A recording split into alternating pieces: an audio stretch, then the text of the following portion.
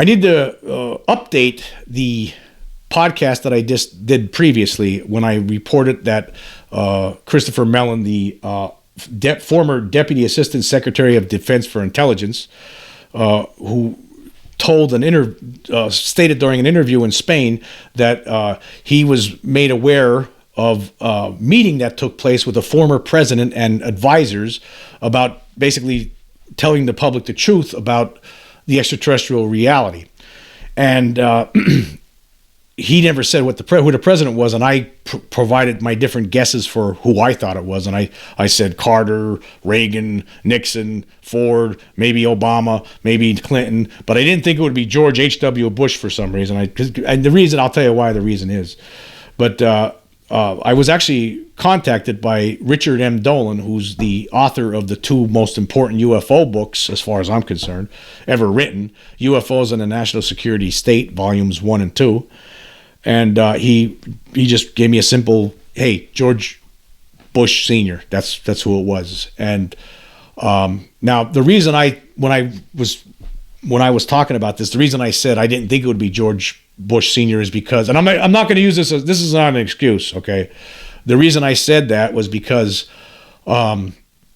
just recently I did a different podcast where I was talking about how there's a story about how former President Jimmy Carter cried after being briefed about UFOs.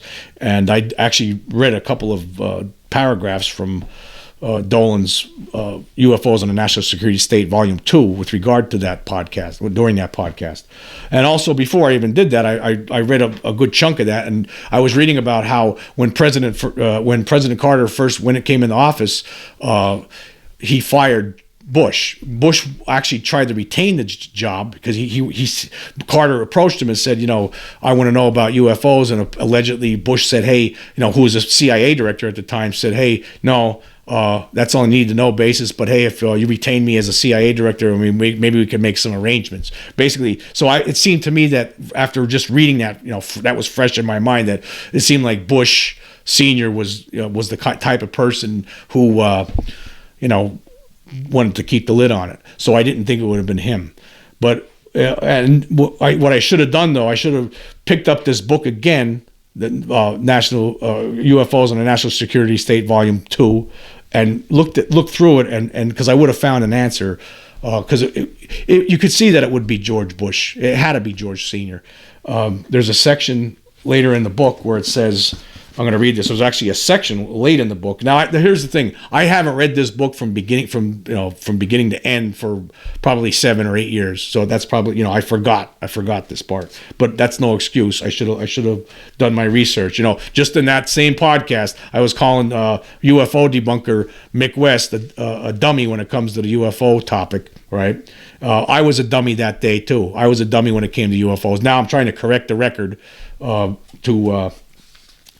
because that's, if you make a mistake, you're incomplete in your information. Well, you got to correct the record. So that's what I'm doing. And I'm going to just read a couple of different paragraphs from this just to give you an idea.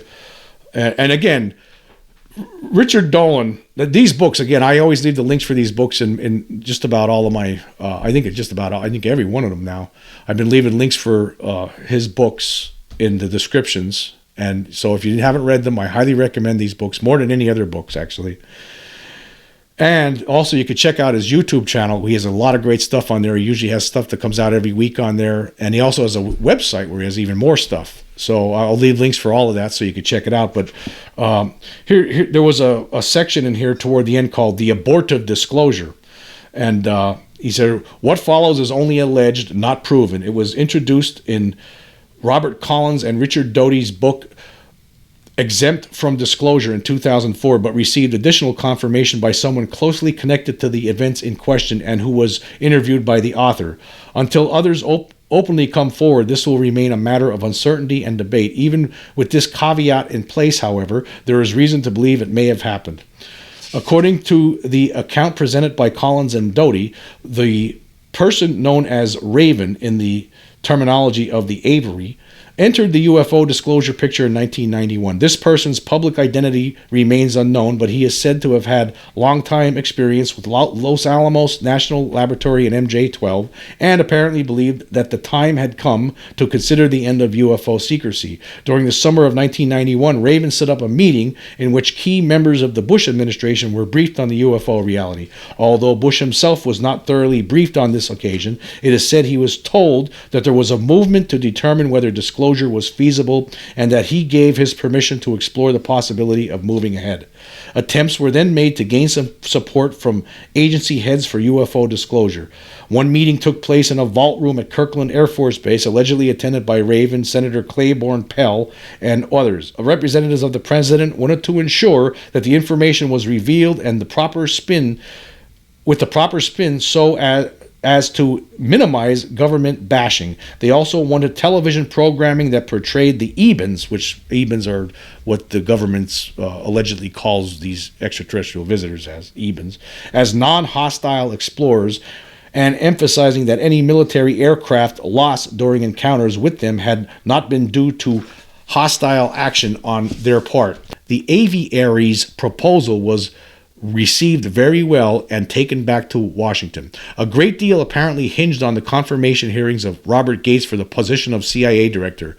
Senator Pell reportedly said if Gates does not get in, there is no way in hell this thing is going forward. Meanwhile, the briefing of agencies continued, with several conducting their own research regarding the likely impact of UFO disclosure and relevant costs. Some favored the idea, many more opposed it. NASA was said to favor disclosure on the assumption that it would liberate money from Congress for future space projects. Over at the Department of Defense, Secretary Dick Cheney was said to be strongly opposed, feeling that the administration had nothing to gain and would need to respond to a massive influx of Freedom of Information Act requests. The Justice Department also was opposed, recommending that the president keep the matter strictly covert. The Auditor General's office worried that the government might face enormous lawsuits from angry citizens. The most vivid image presented was that of outgoing CIA Chief William Webster. When he was briefed, he reportedly went into a rage. He kicked a chair and yelled, "You can't do this to me! I've had senators and other high-level people sit in that chair, and I've told them there is nothing to this." Well, anyway, I'm going to push forward here a couple paragraphs later. And basically, I'm reading from pages 565, 566, and 567 of UFOs in the National Security State, Volume 2.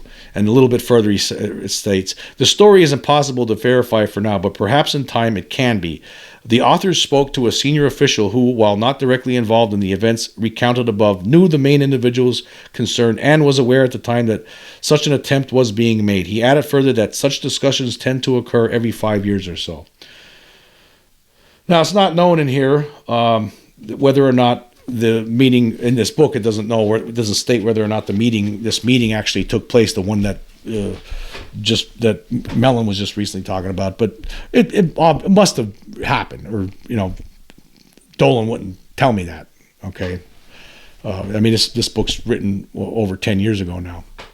It was published over 10 years ago now. So I believe that it sounds like, why wouldn't there be meetings every now and then? It probably was more than just that meeting. So actually, George H.W. Bush, I was wrong. He was under him of all the people.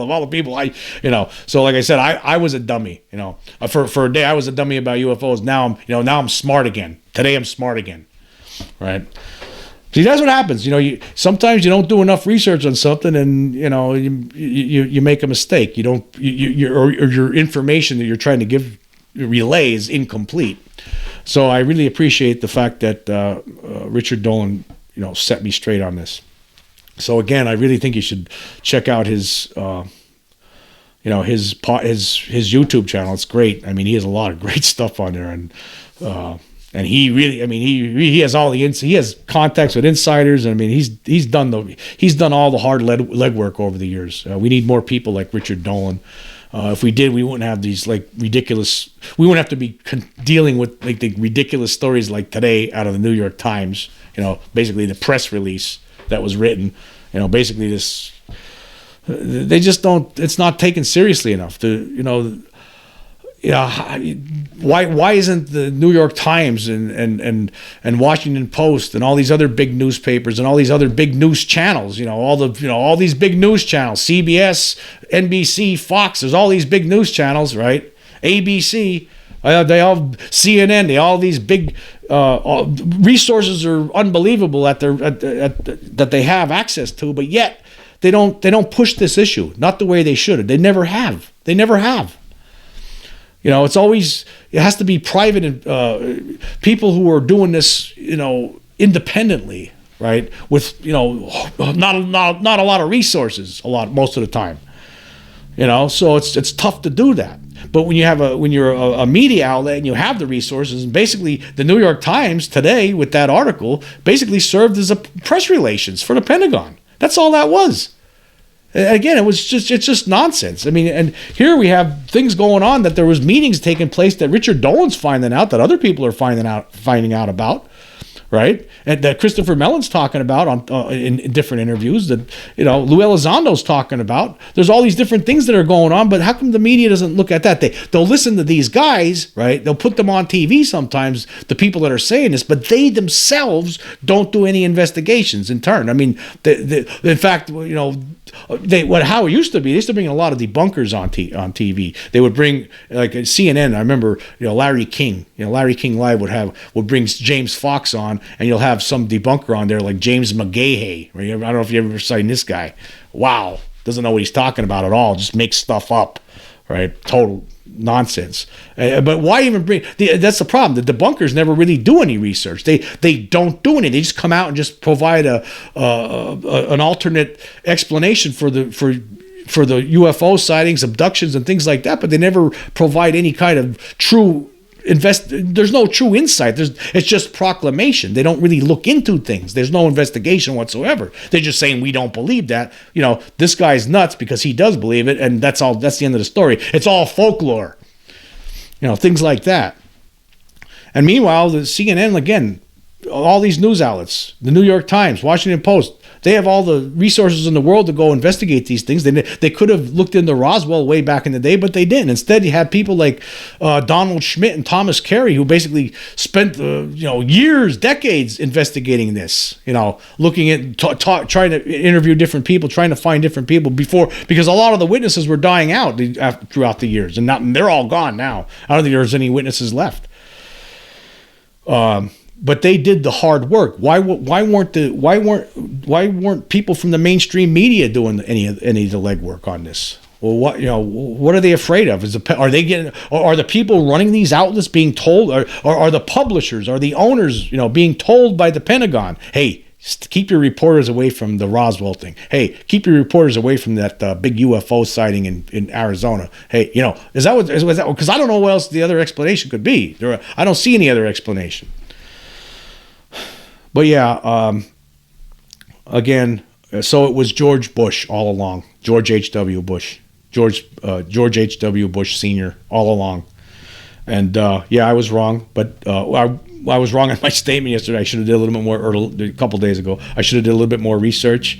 I was a dummy about UFOs at that moment, but now hopefully I'm smart again. I think I'm smart again now.